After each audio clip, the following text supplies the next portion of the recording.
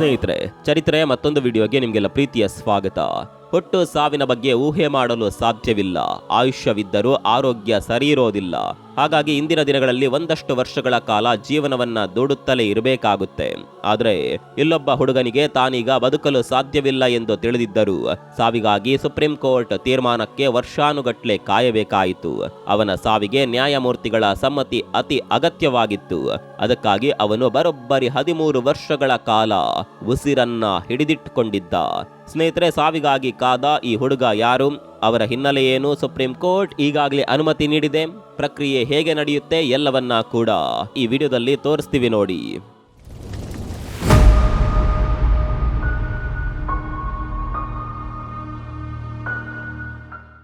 ಆ ಹುಡುಗನ ಹೆಸರು ಹರೀಶ್ ರಾಣಾ. ಅವನು ಚಂಡೀಗಢದ ಪಂಜಾಬ್ ವಿಶ್ವವಿದ್ಯಾಲಯದಲ್ಲಿ ಸಿವಿಲ್ ಇಂಜಿನಿಯರಿಂಗ್ ಓದ್ತಾ ಇದ್ದ.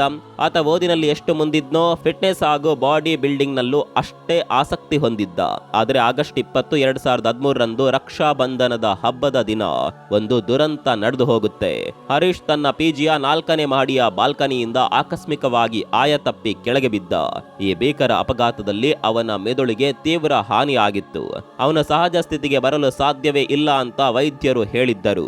ಆದರೆ 13 ವರ್ಷಗಳ ಕಾಲ ಪೆಗ್ ಟ್ಯೂಬ್ ಮೂಲಕ ಕ್ಲಿನಿಕಲಿ ಅಸಿಸ್ಟೆಡ್ ನ್ಯೂಟ್ರಿಷನ್ ಮತ್ತು ಹೈಡ್ರೇಷನ್ ಬಳಸಿ ಅವನನ್ನ ಜೀವಂತವಾಗಿರಿಸಲಾಗಿತ್ತು. ಇತ್ತೀಚೆಗಷ್ಟೇ ನ್ಯಾಯಮೂರ್ತಿಗಳಾದ JB ಪರ್ದಿವಾಲಾ ಮತ್ತು KV ವಿಶ್ವನಾಥನ್ ಅವರ ಪೀಠವು ಅಂತಿಮವಾಗಿ ತೀರ್ಪು ನೀಡಿತು. ತೀರ್ಪಿನ ಪ್ರಕಾರ ಹರೀಶ್ ಅವರ ಪೋಷಕರಿಗೆ ಮಗನನ್ನ ಹಾಗೆಯೇ ಉಳಿಸುವ ಅಥವಾ ಚಿಕಿತ್ಸೆಯನ್ನ ನಿಲ್ಲಿಸುವ ಅವಕಾಶ ನೀಡಿತು.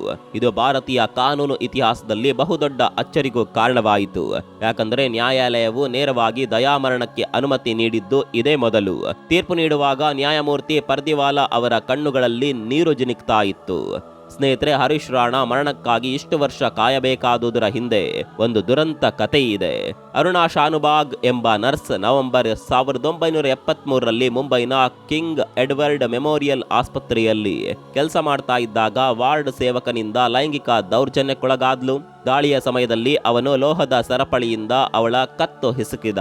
ಇದರಿಂದ ಅವಳ ಮೆದುಳಿಗೆ ಆಮ್ಲಜನಕ ಸಿಗ್ಲಿಲ್ಲ. ಹಾನಿ ಭೀಕರವಾಗಿತ್ತು. ಅವಳು ಮುಂಬೈ ಆಸ್ಪತ್ರೆಯಲ್ಲಿ ಹಾಸಿಗೆ ಹಿಡಿದಿದ್ಲು. 42 ವರ್ಷಗಳ ಕಾಲ ಒಂದೇ ಸ್ಥಿತಿಯಲ್ಲಿದ್ರು. 2011 ಪತ್ರಕರ್ತೆ ಪಿಂಕಿ ವಿರಾನಿ ಅವರು ಅರುಣಾ ಶಾನುಭಾಗ್ ಅವರ ಪೋಷಣೆಯನ್ನ ನಿಲ್ಲಿಸಲು ಮತ್ತು ಅವರಿಗೆ ಮರಣವನ್ನ ಕರುಣಿಸಲು ಅನುಮತಿ ನೀಡುವಂತೆ ಸುಪ್ರೀಂ ಕೋರ್ಟ್ ನಲ್ಲಿ ಅರ್ಜಿ ಸಲ್ಲಿಸಿದ್ರು. ನ್ಯಾಯಾಲಯವೇ ನೇಮಿಸಿದ ವೈದ್ಯಕೀಯ ಮಂಡಳಿಯು ಶಾನುಭಾಗ್ ಸ್ಥಿತಿಯನ್ನ ನ್ಯಾಯಾಲಯದ ಎದುರು ಮಂಡಿಸಿತು. ಆದರೆ ಕೋರ್ಟ್ ಅರ್ಜಿಯನ್ನ ತಿರಸ್ಕರಿಸಿತು. ನಂತರ ಅವರು ಸ್ವಾಭಾವಿಕವಾಗಿ ಮರಣ ಹೊಂದಿದ್ರು. ಆದರೆ ಇದರ ಬಳಿಕ ಭಾರತೀಯ ಕಾನೂನು ಇತಿಹಾಸದಲ್ಲಿ ಮೊದಲ ಬಾರಿಗೆ ಬದುಕುವ ಹಕ್ಕನ್ನ ಖಾತರಿಪಡಿಸುವ ಸಂವಿಧಾನದ 21ನೇ ವಿಧಿಯ ಅಡಿಯಲ್ಲಿ ನಿಷ್ಕ್ರಿಯ ದಯಾಮರಣವನ್ನ ಅನುಮತಿಸಿತು. ಈ ಹಕ್ಕು ಘನತೆಯಿಂದ ಸಾಯುವ ಅವಕಾಶವನ್ನ ಒಳಗೊಂಡಿದೆ ಎಂದಿತು. 2011 ಮಾರ್ಗಸೂಚಿಗಳ ಪ್ರಕಾರ ಪ್ರತಿಯೊಂದು ಪ್ರಕರಣವು ಹೈಕೋರ್ಟ್ಗೆ ಹೋಗಬೇಕಾಗಿತ್ತು. ಅದು ಅನುಮತಿ ನೀಡುವ ಮೊದಲು 3 ವೈದ್ಯರ ಸಮಿತಿಯನ್ನ ನೇಮಿಸ್ತಾ ಇತ್ತು. ಈ ಪ್ರಕ್ರಿಯೆಯು ಜಟಿಲವಾಗಿತ್ತು. ನಂತರ 2018 common cos versus union of India ಪ್ರಕರಣದಲ್ಲಿ ಸಂವಿಧಾನ ಪೀಠವು ಹೊಸ ಆಯ್ಕೆಯನ್ನ ನೀಡಿತು. ಯಾವುದೇ ವಯಸ್ಕರು ನಿರಂತರ ಒಂದೇ ಸ್ಥಿತಿಯಲ್ಲಿದ್ದರೆ ತಾವು ಏನ್ ಮಾಡಬೇಕೆಂದು ಲಿಖಿತವಾಗಿ ನಿರ್ದಿಷ್ಟಪಡಿಸಲು ಅನುವು ಮಾಡಿಕೊಡುವ ಲಿವಿಂಗ್ ವಿಲ್ ಎನ್ನುವ ಅವಕಾಶ ನೀಡಿತು. ಸ್ನೇಹಿತರೆ, ಈಗ ಹರೀಶ್ ರಾಣಾ ವಿಷಯಕ್ಕೆ ಬರೋಣ. ಆತ ವೆಂಟಿಲೇಟರ್ನಲ್ಲಿ ಇರಲಿಲ್ಲ. ಕ್ಲಿನಿಕಲಿ ಅಡ್ಮಿನಿಸ್ಟ್ರೇಡ್ ನ್ಯೂಟ್ರಿಷನ್ ಮತ್ತು ಹೈಡ್ರೇಷನ್ಗಾಗಿ ಫೀಡಿಂಗ್ ಟ್ಯೂಬ್ ಇದ್ದ ಕಾರಣ ಅವನು ಜೀವಂತವಾಗಿದ್ದ. ಹಿಂದಿನ ತೀರ್ಪುಗಳಲ್ಲಿ ಫೀಡಿಂಗ್ ಟ್ಯೂಬ್ಗಳಿರುವ ಪ್ರಕರಣಗಳಿಗೆ ಅಂದ್ರೆ CANH ಪ್ರಕರಣಗಳಿಗೆ ಕಾನೂನು ಸ್ಪಷ್ಟವಾಗಿ ಕಾರ್ಯರೂಪಕ್ಕೆ ಬಂದಿರಲಿಲ್ಲ. ಈ ಕಾನೂನಿನ ಅಸ್ಪಷ್ಟತೆಯು ಹೆತ್ತವರನ್ನ ಮತ್ತು ವೈದ್ಯರನ್ನ ಗೊಂದಲಕ್ಕೆ ತಳ್ಳಿತು. ಜುಲೈ 2024 ಹರೀಶ್ ಅವರ ಪೋಷಕರು ಮರಣಕ್ಕಾಗಿ ದೆಹಲಿ ಹೈಕೋರ್ಟ್ಗೆ ಅರ್ಜಿ ಸಲ್ಲಿಸಿದಾಗ ಹೈಕೋರ್ಟ್ ಅರ್ಜಿಯನ್ನ ತಿರಸ್ಕರಿಸಿತು. ಫೀಡಿಂಗ್ ಟ್ಯೂಬ್ ನೀಡದಿರೋದು ಸಕ್ರಿಯ ದಯಾಮರಣಕ್ಕೆ ಸಮಾನವಾಗಿರುತ್ತದೆ ಮತ್ತು ಇದು ಕಾನೂನು ಬಾಹಿರ ಎಂದು ತೀರ್ಪು ನೀಡಿತು. ಆಗಸ್ಟ್ 2024 ಸುಪ್ರೀಂ ಕೋರ್ಟ್ ಕೂಡ ಇದೇ ತೀರ್ಪನ್ನ ನೀಡಿತ್ತು. ಮತ್ತೊಮ್ಮೆ ವಿಚಾರಣೆ ನಡೆದಾಗ ಹರೀಶ್ ಸ್ಥಿತಿ ಮತ್ತಷ್ಟು ಹದಗೆಟ್ಟಿತು. ನ್ಯಾಯಾಲಯ ಈ ತಿಂಗಳು ಆತನಿಗೆ ದಯಾಮರಣ ಕರುಣಿಸೋದಾಗಿ ತೀರ್ಪು ನೀಡಿತು. ಸ್ನೇಹಿತರೆ, ಸಾಮಾನ್ಯವಾಗಿ ಅಂದಾಜಿನ ಪ್ರಕಾರ ಭಾರತದಲ್ಲಿ ಪ್ರತಿ ವರ್ಷ ಸುಮಾರು 5.4 ಮಿಲಿಯನ್ ಜನರಿಗೆ ಪ್ಯಾಲಿಯೇಟಿವ್ ಕೇರ್ ಅಗತ್ಯವಿರುತ್ತದೆ.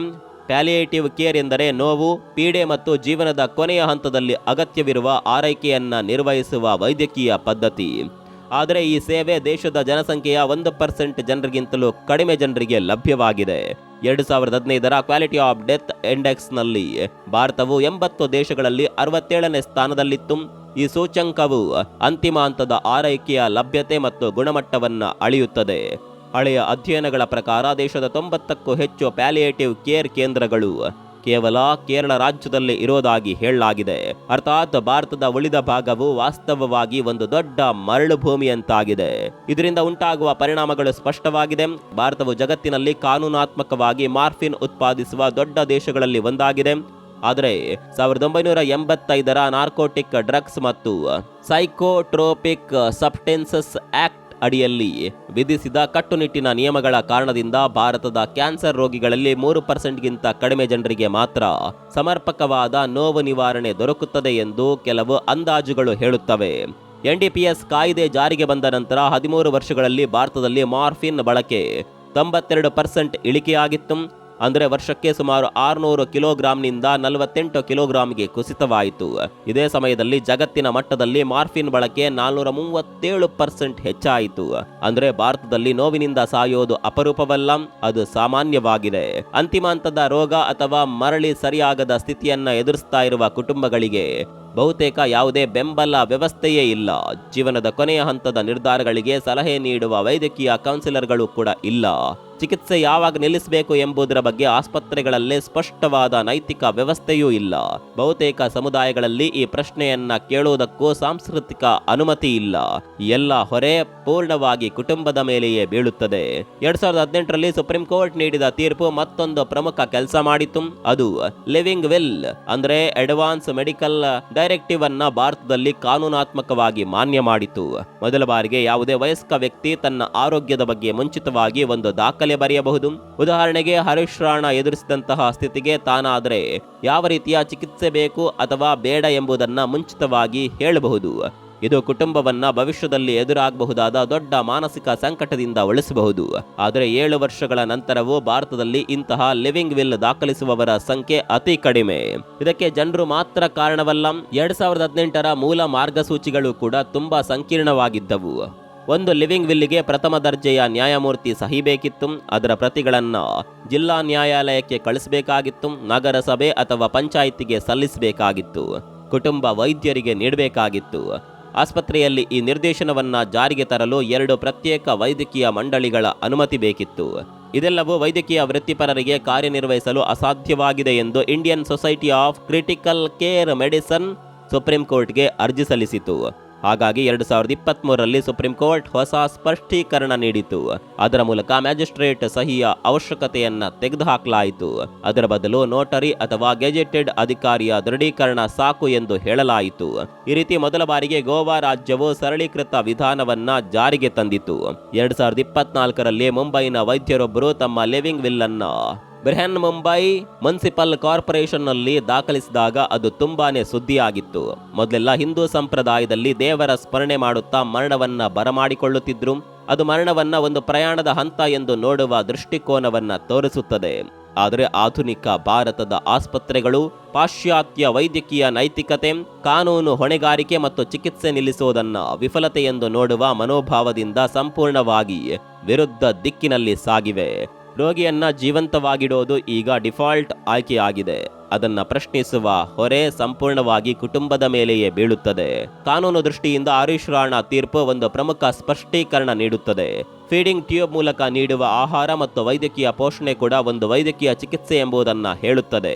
ಅದರಿಂದ ಪ್ಯಾಸಿವ್ ಯುಥನೇಷಿಯಾ ನಿಯಮಗಳ ಅಡಿಯಲ್ಲಿ ಅವುಗಳನ್ನು ನಿಲ್ಲಿಸಬಹುದು. ಇದು ಇಂತಹ ಪರಿಸ್ಥಿತಿಯಲ್ಲಿ ಇರುವ ಇನ್ನೂ ಹಲವು ಕುಟುಂಬಗಳಿಗೆ ಬಹಳ ಮುಖ್ಯವಾಗುತ್ತದೆ. ಹಾಗಾಗಿ ನ್ಯಾಯಮೂರ್ತಿಗಳು ಕೇಂದ್ರ ಸರ್ಕಾರಕ್ಕೆ ಪ್ಯಾಸಿವ್ ಯುಥನೇಷಿಯಾ ಬಗ್ಗೆ ವಿಶೇಷ ಕಾನೂನು ತರಲು ಈಗಾಗಲೇ ಸಲಹೆ ನೀಡಿದ್ದಾರೆ.